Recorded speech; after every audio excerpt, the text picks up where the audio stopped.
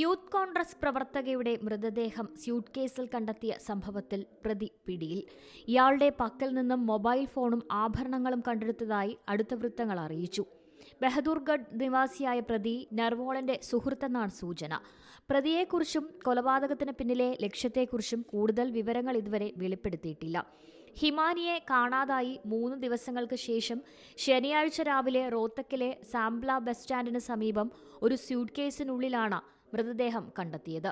കഴിഞ്ഞ 5 മാസമായി റോത്തക്കിലെ വിജയനഗറിലെ തന്റെ തറവാട് വീട്ടിൽ ഒറ്റയ്ക്കാണ് ഹിമാനി താമസിച്ചിരുന്നതെന്നും കഴിഞ്ഞയാഴ്ച ഒരു വിവാഹത്തിൽ പങ്കെടുത്തതായി പോലീസ് പറഞ്ഞു. കോൺഗ്രസ് പാർട്ടിയുടെ വളരെ സജീവമായ പ്രവർത്തകയായിരുന്നു ഹിമാനിയെന്ന് റോത്തക്കിൽ നിന്നുള്ള കോൺഗ്രസ് MLA ബിബി ബത്ര പറഞ്ഞു. രാഹുൽ ഗാന്ധി നയിച്ച ഭാരത് ജോഡോ യാത്രയിലും ഹിമാനി പങ്കെടുത്തിരുന്നു. National desk C Malayalam news. പുതിയ വാർത്തകളും വിശേഷങ്ങളും ഇനി വിരൽ തുമ്പിൽ. എല്ലാ ഡിജിറ്റൽ പ്ലാറ്റ്ഫോമുകളിലും ഇപ്പോൾ സി മലയാളം ന്യൂസ് ലഭ്യം.